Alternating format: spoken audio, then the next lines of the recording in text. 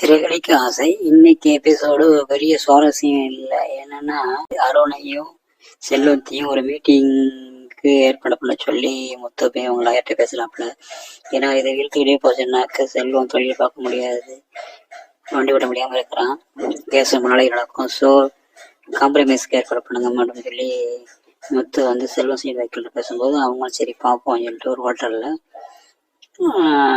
அருணையும் செல்வத்தை மீட் பண்றதுக்கு ஆப்போனண்ட்ல ஏற்பாடு பண்றாங்க. மீட்டிங் நடக்குது. அப்ப அவங்க சொல்றாங்க, நீங்க கேஸ் லீகலா போனீங்கன்னாக்கா ரொம்ப நாளைக்கு கேஸ் இழுக்கும். அது மட்டும் இல்லாம டிரைவர் மேலேயும் தவறு இருக்குது, உங்க அம்மா மேலும் தவறு இருக்குது.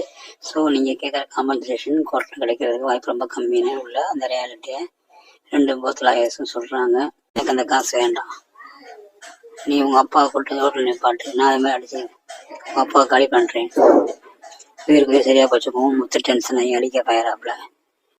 காம்ப்ரமைஸ் தான் வந்திருக்கோம், இப்படி பேசினா எப்படி அப்படிங்கவும் உடனே அவங்களா கண்டிக்கிறாரு அருண், இப்படிலாம் பேசக்கூடாதுங்கன்ட்டு. 25 லட்சம் ரூபா கொடுத்தீங்கன்னா கேஸ் வாபஸ் வாங்குறேன், இல்லைன்னா லீகலா பார்த்துக்கிறேங்க போது செல்வமும் முத்தும் ஆடி போயிடுறாங்க. என்னங்க எப்படி கேட்ட எப்படிங்க, என் மேல உள்ள கோபத்துல செல்வத்தை பழி வாங்குறாப்புல அப்படிங்கும்போது செல்வம் சொல்றாப்புல, நாங்களாம் 1 லட்சம் ரூபாயே பார்த்ததே கிடையாது, அது சேர்க்கறதுனாலே நாங்க வருஷக்கணக்காக உழைக்கணும் முழுசா பாக்குறதுக்கு அப்படின்னு சொல்லும்போது 15 லட்சம் ரூபா நான் ஒத்துக்கிறேன்னு சொல்லி அருண் கொஞ்சம் இறங்கி வேணாம்.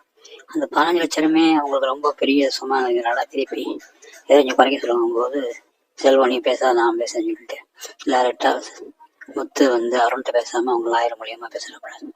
அது என்ன சொல்றாப்புனா, ஒரு டிரைவரோட லைஃப் எப்படி இருக்கும் என்ன அப்படிங்கிற என்ன கஷ்டம் இந்த மாதிரி பேசுவாப்புல.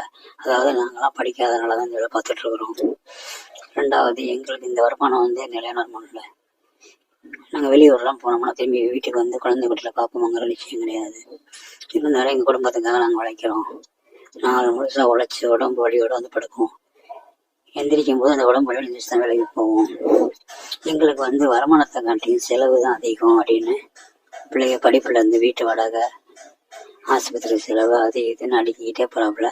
நீங்க வந்து முத்துவ பழி வாங்குறதுக்காக செல்வத்தை இது பண்ணாதீங்க, கொஞ்சம் பார்த்து கேளுங்க, அவங்க சாதாரண ஆட்கள் தானே அப்படின்னு லாயர் சொல்லுவோம். சரிங்க மேடம், ஃபைனலா 5 lakhsனாக்க ஒத்துக்கிறேன் அப்படிங்கும்போது முத்து என்ன சொல்றாப்புல, சரி இவர் இதுக்கு மேல இறங்க மாட்டாருங்க, நாங்க ஒத்துக்கிறோன்னு சொல்லி அக்ரிமெண்ட் சைன் பண்றாங்க. இதுக்கு செல்வம் என்ன பண்றாப்புல, அருணை பார்த்தேன் சார் என்னால உடனேலாம் 5 லட்சம் கொடுக்க முடியாது, அது வரைக்கும் நான் வண்டி ஓட்டாம இருந்தா எப்படி சிறப்பு அப்படி அப்படிங்கும்போது நீங்க ஒன்றும் உடனே தர வேண்டாம், 1 மாசம் டைம் எடுத்துங்க. செல்வம் யோசிக்கிறாப்புல, செல்வத்தோட ஒய்ஃபும் முத்துவும் 1 மாசம் டைம் இருக்குல்ல, ஏற்பாடு பண்ணுவோம், ஒத்துட்டு கையெழுத்து போடுறாங்க, 2 கையெழுத்து போட்டுறாங்க.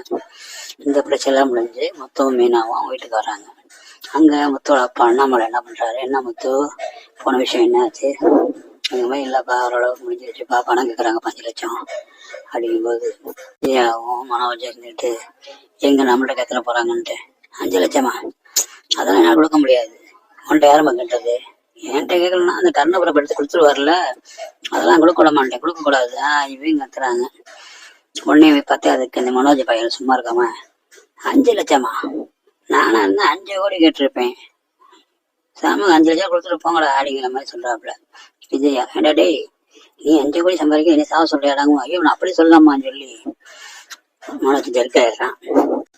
விஜயா எப்பயும் போல வார்த்தையில விஷத்தை குட்டுறா, யாருக்கும் எங்கேயோ போறதுக்காக நீங்க என் காசு கொடுத்துட கூடாது, கொடுக்க விட மாட்டேங்கும் போது முத்து மீனாவும் நாங்களும் அப்பாட்ட காசு கேட்கல, என்ன நினைஞ்சு கேட்டாங்க அப்பாட்ட சொன்னோம், உங்க மைனா மேல நாங்க ஒரு கடன் வாங்க திறமை எங்களுக்கு கிடையாது, எங்களுக்கும் நீங்க கடன் வாங்கின அந்த பைனான்சியல் தெரியும் அப்படிங்கும் போது நீ எதுக்கு அவரை பத்தி பேசுற அப்படின்னு ஜெருக்காய் முத்து மீனாவையும் பார்த்து முறைக்கிறா. அமைதியா டக்குன்னு 2 பேரும் பாத்துக்கிறாங்க, மனோஜும் விஜயாவும். நம்ம அந்த பைனான்சியல் பார்த்து கடன் வாங்க தெரிஞ்சு போச்சோ அப்படின்னு ஜெருக்காயி அந்த இடத்த உடனே எஸ்கேப் ஆயிடுறாங்க.